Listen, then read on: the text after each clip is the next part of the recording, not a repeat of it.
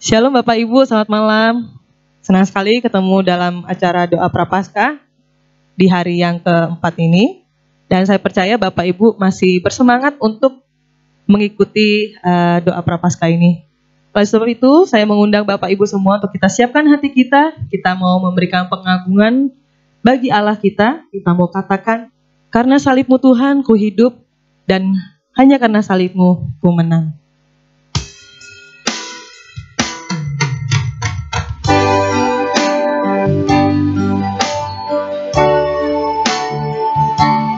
Mari kita naikkan pujian ini sama-sama. Hanya Kau Tuhan di hidupku, Kau berikan hidup yang baru.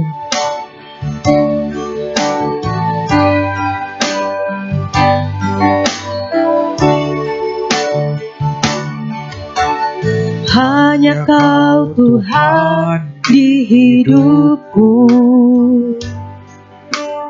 Kau berikan hidup yang baru. Darah-Mu menyucikan, pulihkan hatiku. Ku nyatakan Kaulah segalanya. Engkaulah sumber pengharapan. Engkaulah sumber pengharapan. Kuasa-Mu sanggup menyembuhkan. Jiwaku pun berserah hanya kepadamu. Yesus, Kaulah segalanya. Karena salibmu, karena salibmu ku hidup. Karena salibmu ku menang. Engkau yang berkuasa, sanggup untuk melakukan mujizat-Mu di hidupku. Mari jadikan Dia sumber pengharapan kita. Sama-sama kita katakan, Engkau sumber pengharapan. Hanya kuasa-Mu yang sanggup menyembuhkan. Engkaulah sumber pengharapan. Kuasa-Mu sanggup menyembuhkan. Jiwaku pun berserah. Jiwaku pun berserah hanya kepadamu. Yesus, Kaulah segalanya. Karena salib-Mu Tuhan kami hidup. Karena salib-Mu ku hidup. Karena salib-Mu ku menang. Engkau berdaulat Tuhan. Engkau yang berkuasa, sanggup untuk melakukan mujizat-Mu. Karena salib-Mu, karena salib-Mu ku hidup. Karena salib-Mu ku menang. Engkau yang berkuasa, sanggup untuk melakukan mujizat-Mu di hidupku. Sekali lagi kita katakan, karena salib-Mu ku hidup. Karena salib-Mu ku hidup. Karena salib-Mu ku menang. Engkau yang berkuasa, sanggup untuk melakukan mujizat-Mu. Sekali lagi, karena salib-Mu hidupku. Kita katakan sekali lagi, karena salib-Mu ku hidup. Karena salib-Mu ku hidup karena salib-Mu, karena salib-Mu ku menang. Engkau yang berkuasa ya Tuhan. Engkau yang berkuasa, sanggup melakukan mujizat-Mu di hidupku.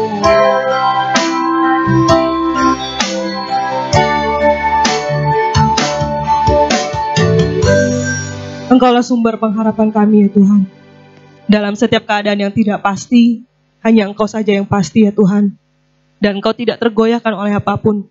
Oleh sebab itu, hanya Engkau yang layak untuk kami andalkan ya Tuhan. Hanya Engkaulah sumber kekuatan kami Tuhan.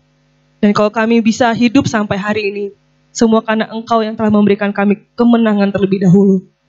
Terima kasih untuk salib-Mu Tuhan. Terima kasih untuk kuasa-Mu Tuhan. Terima kasih untuk penyertaan-Mu. Terima kasih untuk pengharapan yang Kau berikan. Dan bukan pengharapan yang kosong ya Tuhan. Terima kasih Tuhan, kami memuji kebesaran-Mu. Karena salib-Mu kami hidup. Karena salib-Mu kami menang. Engkaulah segalanya Tuhan dalam hidup kami. Dan kiranya pujian ini jadi bentuk pengagungan kami kepada Engkau. Karena tidak ada Tuhan yang seperti Engkau. Terima kasih Tuhan, Engkau berkuasa melakukan apapun yang Engkau ingin lakukan ya Tuhan. Dan tidak ada yang mustahil bagi Engkau. Dalam nama Tuhan Yesus kami berdoa. Amin. Bapak Ibu, mari kita naikkan pujian kita kembali kepada Tuhan. Bahwa sungguh kasih yang terindah kita terima dari padanya saja.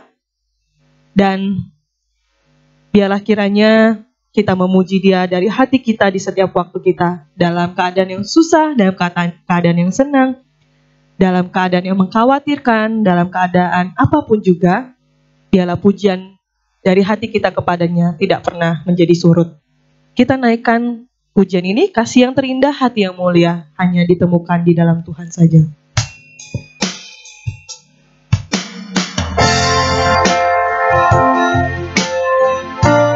Mari kita naikkan pujian ini sama-sama dengan segenap hati kita, karena kasih-Nya begitu indah bagi setiap kita.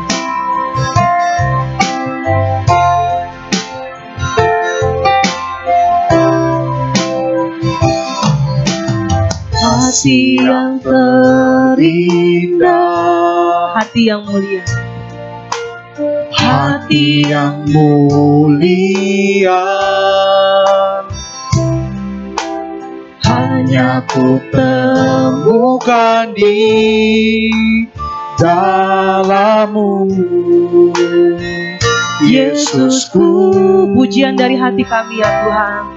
Pujian dari hatiku, selalu setiap waktu, selalu di setiap waktuku. Sebab tidak pernah berubah kasih-Mu ya Tuhan.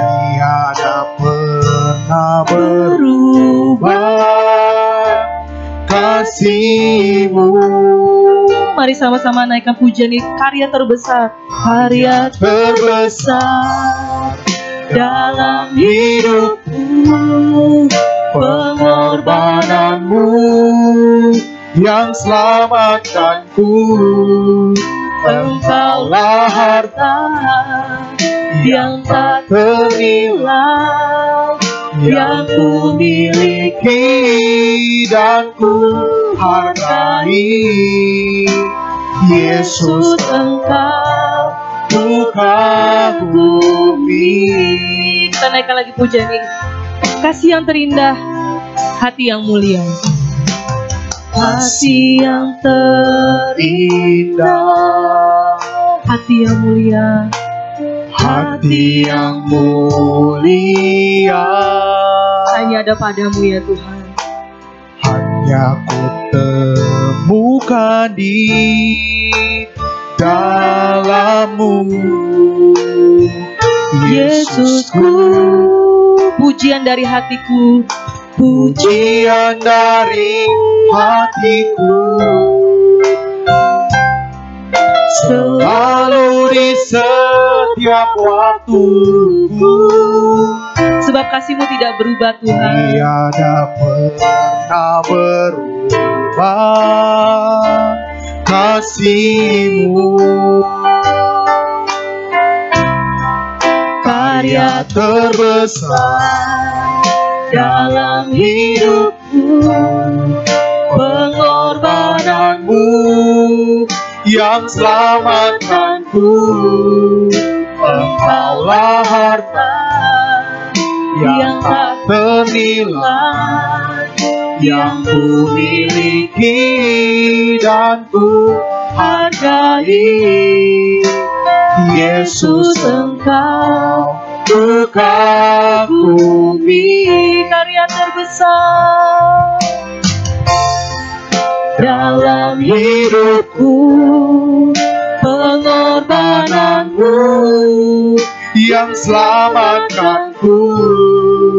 Engkaulah harta yang tak ternilai, yang ku miliki dan ku hargai. Yesus, Engkau ku kagumi. Yesus, Engkau ku kagumi.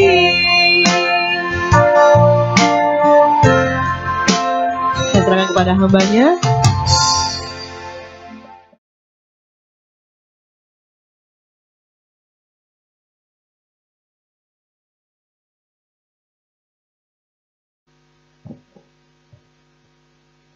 Halo Bapak Ibu, Shalom, selamat malam. Saya menyapa kita semua yang hari ini mengikuti ibadah doa ini dari rumah masing-masing. Kita bersyukur ya, udah gak terasa, udah hari yang keempat kita boleh menikmati hari-hari bisa bersekutu dengan Tuhan walau hanya dari rumah saja.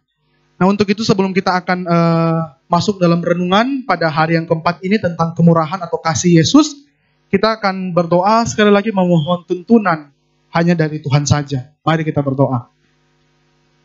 Allah Bapa kami yang kami kenal, yang kami sapa dan juga yang kami bisa rasakan kebaikan Tuhan melalui anak-Mu Yesus Kristus. Pada kesempatan malam hari ini kami sekali lagi berdoa, memohon kuasa Tuhan boleh turun, boleh menyertai setiap kita, bahkan juga boleh memberkati renungan ini, bisa menjadi satu hal yang baik kepada kehidupan kami, kepada kehidupan kerohanian kami, bahkan juga boleh menjadi bagian penting untuk kami boleh menikmati masa-masa di mana kami akan masuk di dalam Paskah atau Jumat Agung nanti. Dan kiranya firman Tuhan sekali lagi pada malam hari ini boleh menumbuhkan iman kami, dan juga boleh menumbuhkan iman kami, dan juga boleh membuat kami semakin bertekad untuk hidup serupa Yesus, karena ada Tuhan yang kemurahannya besar kepada manusia berdosa. Terima kasih Tuhan. Sekali lagi juga kami juga memohon Roh Kudus juga boleh memberikan kami hikmat, boleh memberikan kami kemampuan, boleh memberikan kami satu dorongan untuk kami bukan hanya mendengar, mengerti, tetapi boleh melakukan dan boleh menjadi berkat bagi orang-orang, khususnya bagi mereka yang belum mengenal Tuhan. Terima kasih Tuhan, kami menyerahkan waktu kami yang singkat ke depan, ke dalam tangan Tuhan. Tuhan menolong kami semua yang di rumah dan juga hamba-Mu yang akan menyampaikan renungan pada malam hari ini. Dalam nama Tuhan kami sudah berdoa. Amin. Bapak Ibu, saya akan menyampaikan bagian simple di awal ini sebagai satu pembukaan saya. Saya menulis demikian. Mencintai dunia adalah mencintai karya Allah yang sungguh amat baik. Saya ulang sekali lagi. Mencintai dunia adalah mencintai karya Allah yang sungguh amat baik. Bapak Ibu, ungkapan sungguh amat baik adalah ekspresi yang keluar dari Allah sebagai satu kepuasan tertinggi ketika Ia telah menyudahi penciptaan selama 6 hari.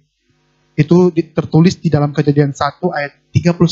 Bapak Ibu bisa memperhatikan di Alkitab masing-masing di rumah. Kepuasan Allah dinyatakan dengan kalimat seperti itu sebagai sebuah penegasan bahwa Dia tidak pernah main-main ketika melakukan sesuatu. Allah menata dan menyiapkan yang paling baik bagi seluruh ciptaannya. Untuk itu, kalau hari ini kita akan memahami kemurahan Yesus atau kasih Yesus yang besar, kita perlu lihat kepada penciptaan. Kita perlu mundur kepada masa penciptaan. Bahwa ternyata kemurahan Yesus itu sudah mulai atau sudah ada sejak dunia ternyata baru memulai kehidupannya. Tetapi yang perlu kita lihat atau yang perlu kita tanya akhir-akhir ini demikian. Apakah eksistensi kemurahan Yesus itu konsisten? apakah eksistensi kemurahan Yesus itu konsisten? Sebab bisa saja sesuatu dimulai dengan baik, sesuatu diawali dengan baik, tetapi setelahnya kualitas kemurahan itu bisa turun ketika segalanya semakin berubah, menua, atau tidak seperti sedia kala. Saat ini kita bisa melihat bagaimana dunia bukan hanya semakin berubah, bukan hanya semakin menua, tetapi mengalami berbagai perubahan, mengalami berbagai hal, sehingga perubahan-perubahan itu akhirnya menyangkali keberadaannya sebagai bagian dari karya Allah yang sungguh amat baik. Perubahan dan penyangkalan itu terjadi atau dimulai sejak manusia jatuh ke dalam dosa. Kejatuhan manusia dalam dosa membuat tatanan yang Allah bangun, membuat alam semesta yang Allah ciptakan menjadi kutukan. Tanah yang diciptakan Allah dengan sungguh amat baik, yang dapat menghasilkan hasil bumi yang luar biasa, tetapi kini setelah jatuh dalam dosa, manusia merasakan bahwa hasil bumi tidak selalu baik. Kadang mengecewakan, bahkan terkadang tidak membuahkan hasil. Sehingga manusia harus bersusah payah untuk bertahan hidup dan mencari makan. Bahkan yang dulunya manusia bisa menikmati keindahan kemurahan Allah di Taman Eden, tetapi akhirnya karena dosa, semua itu tidak lagi dinikmati. Dengan demikian, kita perlu lagi bertanya kembali, apakah kemurahan Allah ternyata tidak konsisten? Atau apakah kemurahan Allah tidak lagi konsisten? Atau yang kedua, apakah Allah hanya memulai, namun setelah terjadi perubahan, ia melepaskan tanggung jawabnya? Atau apakah Allah benar-benar membiarkan kita manusia mengalami traumatis akibat keberadaan dunia yang telah terkutuk karena dosa? Dan pertanyaan yang terakhir yang boleh kita tanya, apakah Allah dengan sengaja membiarkan manusia dan dunia mengalami krisis?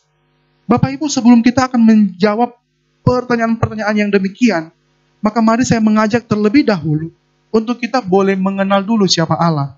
Untuk kita boleh memahami dulu dengan benar tentang diri Allah. Kenapa?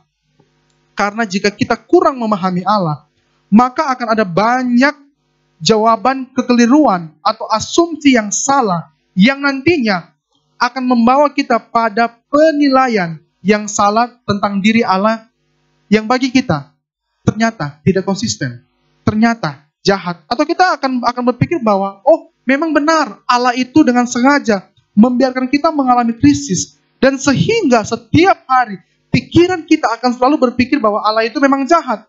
Padahal tanpa disadari, jawaban ini, pikiran kita ini adalah pikiran yang subjektivisme. Pikiran yang subjektif. Maka daripada itu hari ini saya mengajak Bapak Ibu untuk mengerti satu pengenalan dirinya yang narasi Alkitab terangkan kepada kita. Yang narasi Alkitab terangkan kepada kita. Alkitab memberitahukan kepada kita bahwa Allah adalah pribadi yang murah hati. Kemurahan hati Allah nampak dijelaskan melalui perumpamaan yang Yesus ajarkan kepada para pemungut cukai dan orang banyak. Narasi perumpamaan yang Yesus bangun saat itu mengisahkan tentang sesuatu yang hilang. Tentang sesuatu yang hilang. Sekalipun yang hilang itu hanya satu, atau sekalipun yang hilang itu tidak berharga, tetapi pada kondisi itu Tuhan bilang, dia tetap akan cari.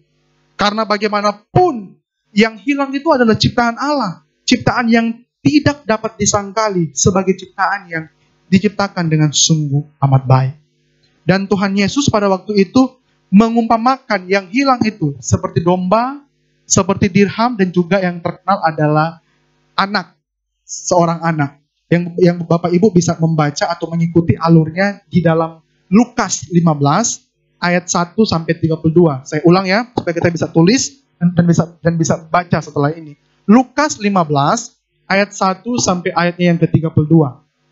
Dari penjelasan yang demikian yang Tuhan ungkapkan di dalam Lukas 15, kita bisa mengenal Allah yang murah hati dan kita bisa menyimpulkan secara sederhana bahwa Allah kita adalah memang Allah yang murah hati. Allah yang bermurah hati begitu terlihat jelas ketika Yesus membedakan bagaimana cara ia mengasihi dengan cara pemimpin agama waktu itu mengasihi orang. Yesus dikatakan, dia bilang dia akan tetap cari yang hilang, sekalipun yang hilang itu adalah manusia yang berdosa.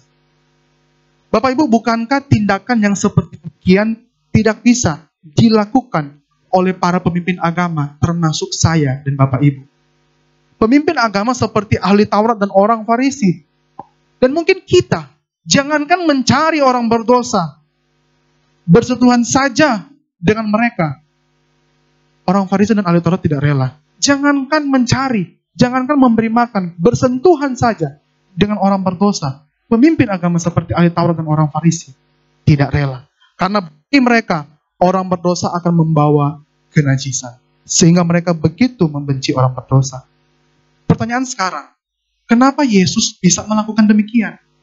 Kenapa Yesus bisa melakukan hal yang berbeda dari yang ditujukan oleh pemimpin agama? Jawabannya sederhana. Karena Allah kita adalah Allah yang murah hati.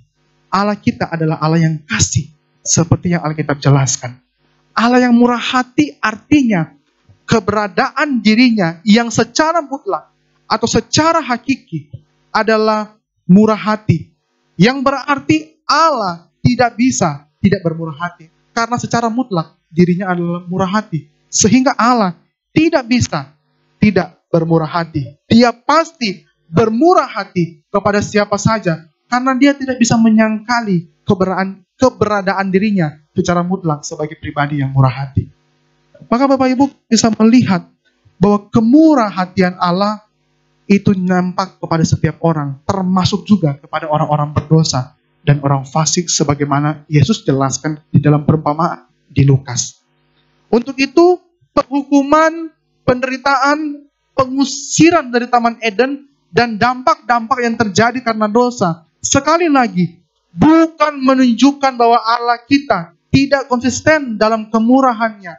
Justru menunjukkan kekonsistenannya dalam bermurah hati. Karena Allah masih mengizinkan manusia yang sudah jatuh dalam dosa dapat hidup dalam dunia yang Ia ciptakan dengan sungguh amat baik. Bahkan kita bisa memperhatikan di tengah-tengah hukuman yang Allah berikan waktu itu ketika manusia jatuh dalam dosa, kita masih bisa kok melihat bahwa ada Allah yang bermurah hati kepada manusia berdosa saat itu. Apa? Yaitu kemurahan Allah sangat nyata ketika Dia juga memberi hukuman kepada ular. Ketika Dia memberi hukuman juga kepada ular. Uskup Agung Konstantinopel, yaitu John Chrysostom.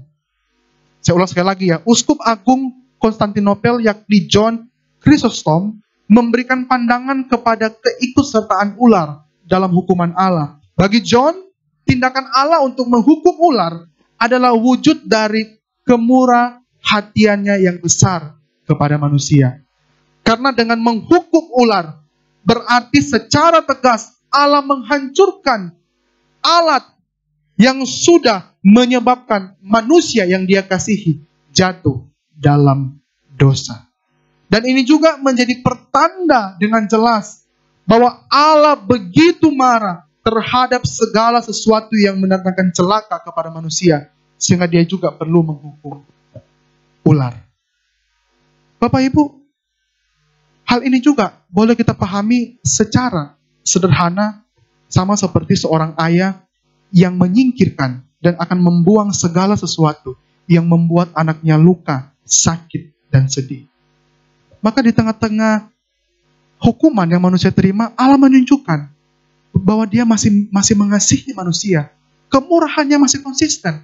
Dengan Dia juga ikut menghukum ular yang menyebabkan manusia jatuh di dalam dosa. Dan bahkan Bapak Ibu, kalau kita boleh baca Kejadian 3 dengan jelas, seketika itu juga di tengah-tengah Allah sedang memberi hukuman, Allah juga langsung memberikan janji penebusan bahwa akan tiba waktunya kuasa dosa, ular akan ditaklukkan melalui keturunan seorang wanita. Bapak Ibu bisa baca di Kejadian 3 ayat 15. Di Kejadian 3 ayat 15. Ini janji kemenangan yang besar kepada manusia Janji yang Allah berikan tanpa meminta kontribusi manusia. Padahal kesalahan terjadi itu disebabkan oleh ketidaktaatan kita manusia kepada Allah. Di sini kita sekali lagi dapat menemukan ada Allah yang konsisten melalui Dia bersolidaritas terhadap kemalangan umat manusia karena dosa. Bahkan solidaritas Allah terus menyertai perjalanan kehidupan manusia di segala zaman, sehingga janji Allah yang nyata, yang pertama, yang dikenal dengan sebutan protevangelium, yang Ia kobarkan di hari penghukuman kepada Adam dan Hawa, itu terus terpelihara walaupun bangsa Israel, raja, nabi, imam, hakim, dan berbagai hambanya gagal dalam memegang ikatan perjanjian. Termasuk ketika janji itu sudah digenapi dengan juru selamat lahir. Bukankah ada raja yang ingin mencoba membunuh Yesus? Akan tetapi semua yang mencoba menggagalkan rencana itu, pada akhirnya semuanya tidak berhasil. Karena tidak ada satu kuasa manapun yang dapat membendung Allah untuk menyatakan dirinya dan menyatakan kemurahannya yang konsisten kepada umat manusia, kepada saya dan juga Bapak Ibu yang ada di rumah.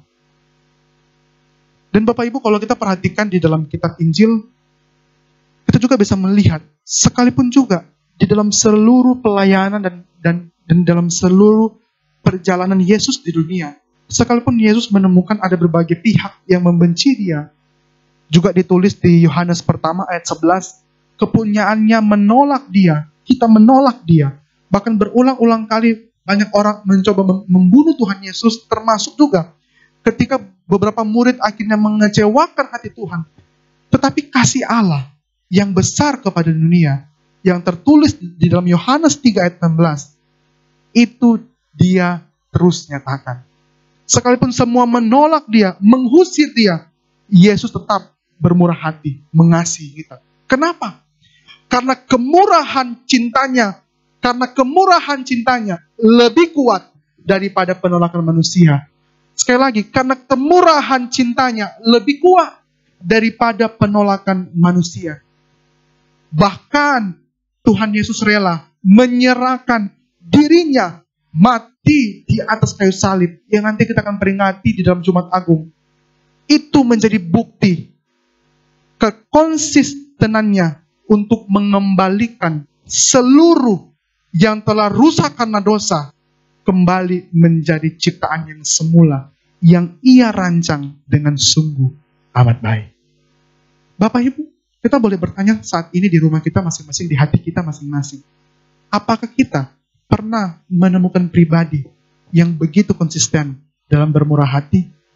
Apakah kita pernah menemukan pribadi yang begitu setia dalam hidup ini? Saya pikir tidak ada. Saya pikir tidak ada. Dan tentu tidak akan pernah ada. Kenapa? Karena hanya Yesus yang cintanya, kasihnya, kemurahannya melampaui segala apapun. Bahkan melampaui ketidaklayakan kita. Karena Dia Allah yang setia. Karena Dia Allah yang dirinya, keberadaannya secara mutlak adalah murah hati. Maka Bapak Ibu, dalam masa-masa Prapaskah ini, mari kita boleh menghayati seluruh kemurahan Allah yang begitu besar yang Ia curahkan melalui Yesus, yang boleh kita rasakan nanti, yang boleh kita maknai di dalam Jumat Agung dan juga Paskah. Kita bisa melihat ada pencurahan yang besar yang boleh kita nikmati, dan juga kita boleh menghayati bahwa ada Allah yang kemurahannya tidak terbatas bagi siapa saja, karena Ia mengasihi seluruh ciptaannya, mengasihi saya Bapak Ibu, mengasihi juga orang berdosa, mengasihi juga orang fasik. Maka untuk itu di akhir ini sebelum saya akan menutup renungan pada hari yang keempat, saya akan membawa Bapak Ibu untuk mengingat kembali lagu sekolah minggu yang liriknya berbunyi demikian. Yesus cinta semua bangsa. Lagu ini lagu yang sederhana ya. Yesus cinta semua bangsa. Lagu yang sederhana, lagu yang simple, tetapi lagu yang kita tahu dan juga lagu yang sangat populer sampai saat ini. Bahkan semua kita pasti pernah menyanyikan lagu Yesus cinta semua bangsa. Bapak Ibu, lagu ini lagu yang betul-betul baik. Tetapi adakah dari kita betul-betul mengimani makna dari lagu itu? Lagu yang maknanya begitu indah, yang menjelaskan bahwa kemurahan Allah itu besar. Bahkan kemurahan Allah itu nyata terhadap setiap bangsa, terhadap setiap orang, tanpa dibatasi oleh berbagai macam perbedaan dan juga latar belakang orang tersebut. Sehingga Yesus menegaskan, Dia mencintai semua bangsa. Dia mencintai semua orang. Tetapi naasnya, kehidupan kita atau lagu tersebut kadang-kala cuman kita nyanyikan, cuman kita baca, cuman kita ingat. Tetapi ternyata kita, orang Kristen di luar sana juga masih susah untuk melakukan isi dari lagu Yesus cinta semua bangsa. Kadangkala Bapak Ibu dan saya, umat Kristen, menetapkan batasan-batasan untuk hidup bermurah hati kepada orang lain. Kita memilih-milih orang untuk bermurah hati. Bahkan kita dengan sombongnya tidak mau bermurah hati, tidak mau mengasihi siapa saja. Padahal Tuhan kita, Tuhan yang bermurah hati kepada siapa saja. Kalau sampai saat ini, Bapak Ibu sebagai orang Kristen tidak bisa bermurah hati kepada siapa saja, jangan-jangan kita gagal hidup serupa dengan Yesus. Atau kita gagal memaknai kemurahan Allah. Atau jangan-jangan Tuhan yang kita percaya bukan Tuhan Yesus, Tuhan yang lain. Maka mari Bapak Ibu, hari-hari ini kita sebagai orang Kristen boleh menunjukkan kemurahan hati kita kepada siapa saja dengan hal yang sederhana. Dengan kita yang pertama, berdiam diri di rumah, ikut membantu penggalangan dana dalam melawan COVID-19. Kita bisa membantu, kita bisa menyumbangkan uang kita kepada pemerintah yang membuka dana untuk menolong COVID. Saya juga bersyukur akhir-akhir ini kampus saya, Sekolah Tinggi Teologi Bandung juga membuka penggalangan dana untuk membantu melawan COVID bersama. Mari kita ikut menyumbang, mari kita ikut membantu. Kita memberikan uang kita kepada orang-orang yang membutuhkan saat ini. Bahkan terakhir, kita juga bisa menunjukkan kemurahan hatian kita kepada siapapun lewat kita berdoa bagi mereka yang sedang sakit corona, sekalipun mereka tidak kita kenal. Biarlah renungan hari keempat ini boleh mendorong kita untuk menikmati kemurahan Tuhan, boleh mendorong kita bukan cuma juga menikmati kemurahan Tuhan, tapi kemurahan Tuhan yang sudah kita terima, boleh kita salurkan secara sederhana kepada siapa saja yang Tuhan inginkan. Kita bantu, kita kasih, dan kita nyatakan kemurahan itu. Amin. Mari kita berdoa. Tuhan Yesus, bantu kami yang kadangkala masih egois. Tuhan Yesus, bantu kami yang kadangkala masih licik, masih jahat, masih tidak bisa bermurah hati dan mengasihi siapa saja. Bahkan ampuni kami juga Tuhan, kalau kami masih susah juga untuk mengasihi orang-orang yang berdosa, orang-orang yang susah untuk kami kasihi, orang-orang yang kami anggap musuh, bahkan orang-orang yang kami anggap tidak layak kami murah hati. Kalau hari ini Tuhan kami boleh diingatkan melalui firman Tuhan, bagaimana ada Tuhan yang kemurahannya konsisten, biarlah kami juga boleh belajar dan boleh mengikuti keteladanan Tuhan sebagai pribadi yang bermurah hati. Dan kami juga boleh hidup bermurah hati dan orang-orang di luar bisa mengenal Tuhan, bisa mengenal kebenaran melalui melihat tindakan nyata dari kami sebagai orang-orang Kristen yang menunjukkan kemurah hatian kami kepada siapa saja. Terima kasih Tuhan, bersyukur untuk firman Tuhan, bersyukur untuk renungan ini. Tuhan menolong membantu kami karena waktu melakukan firman Tuhan, kami sadar kami sedang melakukan hal yang susah dan sedang melawan daging dan juga melawan iblis yang tidak senang ketika kami tunduk kepada kehendak Tuhan. Dalam nama Yesus kami sudah berdoa. Amin. Bapak Ibu, sebelum kita akan mengambil waktu untuk berdoa pribadi kepada diri kita sendiri, mari saat ini juga saya mengajak Bapak Ibu boleh mengambil waktu teduh, waktu berdiam diri, waktu berdoa untuk menaikkan beberapa pokok-pokok doa yang akan saya pandu ke depan. Mari yang pertama Bapak Ibu, mari saat ini juga kita mempraktekkan firman Tuhan untuk kita boleh berdoa bagi mereka dimanapun yang saat ini sedang berjuang melawan sakit penyakit, bahkan sedang berjuang melawan virus yang mematikan itu. Kita berdoa, supaya mereka yang hari ini sedang ada di rumah sakit, yang sedang melawan virus corona, supaya Tuhan boleh menyatakan kasih-Nya. Tuhan boleh menyembuhkan, Tuhan boleh menguatkan, Tuhan boleh membantu proses pemulihan, bahkan juga Tuhan boleh menolong mereka di hari-hari yang tidak baik, mereka sakit, mereka juga boleh mengalami Tuhan, dan tetap tekun di dalam hal-hal yang baik. Dan terlebih juga orang-orang Kristen yang hari ini mengalami sakit, biarlah iman mereka boleh menjadi teladan di mana mereka tetap kuat di dalam melawan COVID-19 ini. Mari kita berdoa yang pertama kepada hal ini. Tuhan Yesus, kami sadar akhir-akhir ini penyakit ini sudah menyasar berbagai macam orang, sehingga berbagai orang di belahan dunia sakit, yang saat ini juga terbaring di rumah sakit, lemah, susah bernafas, mungkin batuk-batuk, mungkin flu, mungkin sakit paru-paru dan berbagai macam hal karena virus ini. Tuhan Allah yang Maha Tahu, Allah yang peduli, yang sekali lagi boleh menyatakan kasih Tuhan kepada mereka yang saat ini sedang sakit di rumah sakit. Tuhan boleh menyembuhkan, boleh menguatkan, boleh menjamah mereka melalui obat, melalui vitamin, melalui medis, melalui perawatan, melalui dokter-dokter yang ada. Tuhan membantu mereka, menolong mereka, bahkan menyembuhkan mereka, bahkan menguatkan mereka. Terima kasih Tuhan. Dalam nama Tuhan sudah berdoa. Amin. Bapak Ibu, yang kedua, saat ini saya juga boleh mengundang Bapak Ibu untuk boleh menaikkan pokok-pokok doa kita yang kedua. Kita berdoa bagi mereka yang hari-hari ini mengalami duka cita yang berat karena kepergian orang-orang yang dikasihi. Kita tahu virus corona sudah mengambil atau berdampak yang banyak sekali, sehingga timbul berbagai macam korban di dunia, bahkan juga di Indonesia. Nah, kita saat ini berdoa secara khusus bagi mereka-mereka yang mengalami duka, ataupun kita tahu ada banyak juga para pendeta juga yang meninggal karena virus ini. Kita berdoa keluarga yang ditinggalkan, istri, anak, cucu, dan juga kerabat-kerabat yang lainnya, bahkan gereja yang dilayani oleh berbagai pendeta yang meninggal, boleh dikuatkan, boleh dihibur, boleh dijamah oleh Tuhan Yesus, dan mereka tetap bisa kuat menghadapi pergumulan kedukaan ini. Mari kita berdoa buat mereka-mereka yang hari ini mengalami duka karena keluarga mereka, karena orang yang mereka kasihi meninggal dunia. Mari Bapak Ibu, saya undang untuk kita berdoa.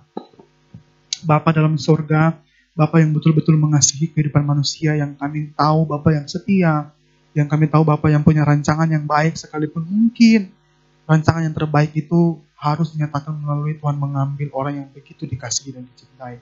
Kami tahu banyak orang yang akhir-akhir ini sudah meninggal, bahkan banyak pendeta juga yang sudah meninggal karena masalah ini, tapi kami tahu kami punya Tuhan yang hidup, yang akan terus menghibur mereka yang mengalami duka, menghibur istri mereka, suami mereka, anak-anak mereka, keluarga besar mereka, jemaat mereka yang mengalami duka.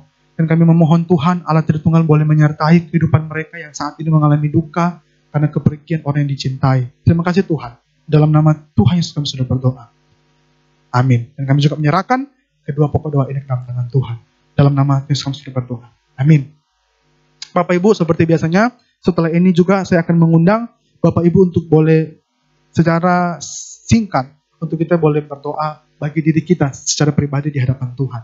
Mari kita berdoa secara pribadi di hadapan Tuhan untuk menaikkan pokok-pokok doa kita.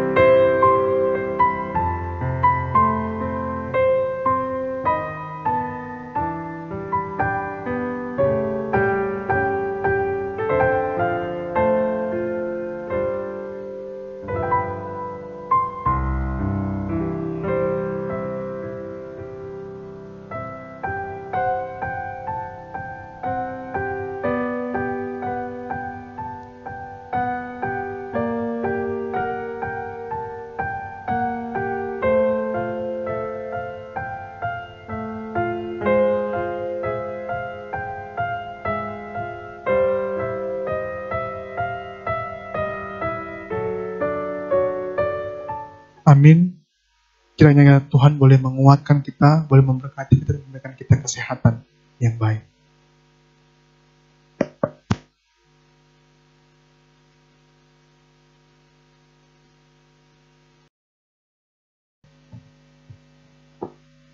Saudara sekalian, mari kita akhiri ibadah kita malam ini. Mari arahkan hati dan pikiran kita kepada Tuhan. Kita akan menerima berkat Tuhan. Kiranya kasih dari Allah Bapa, kasih karunia Tuhan kita Yesus Kristus di dalam persekutuan dengan Roh Kudus senantiasa memberkati kita, mulai malam ini sampai selama-lamanya. Amin. Bapa, terima kasih.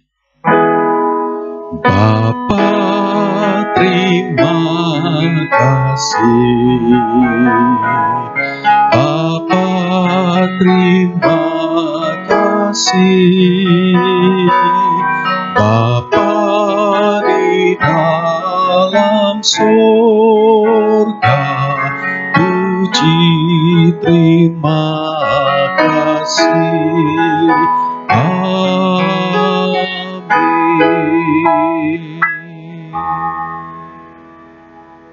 Tuhan memberkati.